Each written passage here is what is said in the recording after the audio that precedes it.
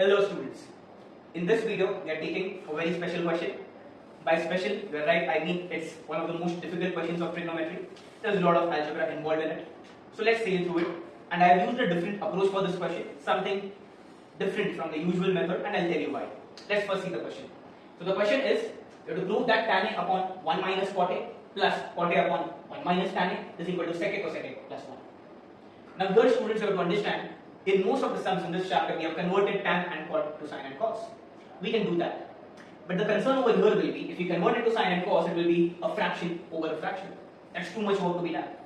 So I have taken a different approach, and that approach is, I am going to convert cot A to tan A. I'll convert the full question to tan A. Now if you want to try doing this with sin and cos, you'll still get the answer. You'll have to manage a lot of reciprocal stuff with fractions, dividing of fractions. If you can manage that, go ahead, you'll get the answer. So over here, I'm going to convert cot to tan. We'll start with LHS obviously. We'll write cot A as 1 upon tan A. So we have tan A upon 1 minus this cot A becomes 1 upon tan A. Similarly, cot A over here will become 1 upon tan A. And when we write this as 1 upon tan A, the denominator tan A will be multiplied with this 1 minus tan A. So it will be 1 upon tan A into 1 minus tan A. Over here students, we'll cross multiply. So tan A will be multiplied with 1. So we get tan A minus 1 the whole upon tan A. You copy the second fraction as it is. In the first fraction students, this tan A will now go and it will be multiplied with this tan A. It makes it tan square A. Now most students will make a mistake. They'll simply cut the tan A, but that, I hope you understand, is incorrect.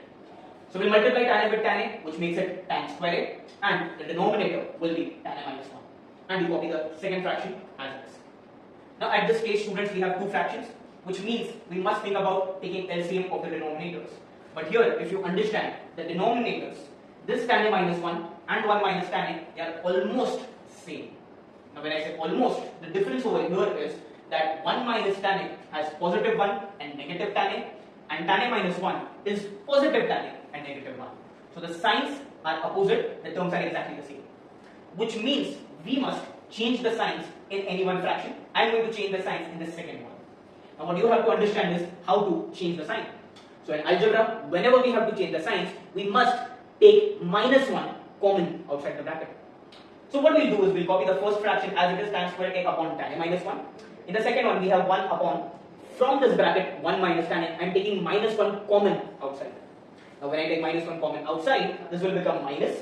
Tan A will remain as it is, and 1 minus tan A will now become tan A minus 1.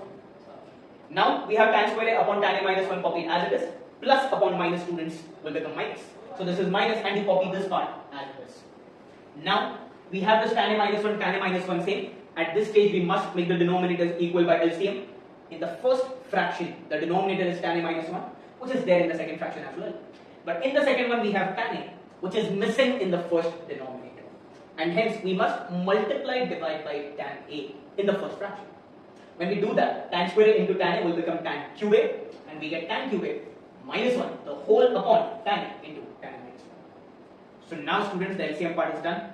You look at the numerator. That looks like one of the expansion formulas. Tan cube A minus 1, 1 is 1 cube, so this is A cube minus B cube. I hope you remember the formula. A cube minus B cube is A minus B into A square plus AB plus B square.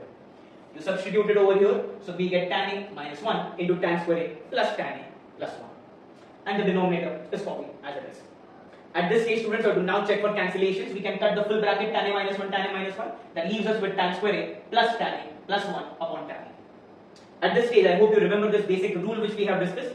Whenever we don't want a denominator on the other side, we'll split it into fractions. So here I am going to split this into fractions. Tan square A upon tan A plus tan A upon tan A plus 1 upon tan A. We solve this further. Tan square A upon tan A is tan A. Tan A upon tan A is 1, and 1 upon tan A is cot A. So that is where we have reached tan A plus cot A plus 1.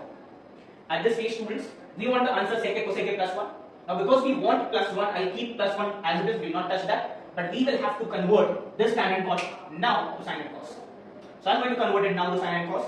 So tan A is sin A upon cos A, cot A is cos A upon sin A. And here you take LCM of fractions and you get the answer. So sin A into sin A is sin square A plus cos A into cos A is cos square A divided by cos A sin A. Which leaves us with the last step. Sin square A plus cos square A is simply 1. We have 1 upon sin A cos A plus 1. And that's it. Reciprocal of sin A is cosec, reciprocal of cosec is sec. The answer is sec cosec plus 1. And that is the answer. With that, we complete this sum. I hope you have understood this question. Thank you.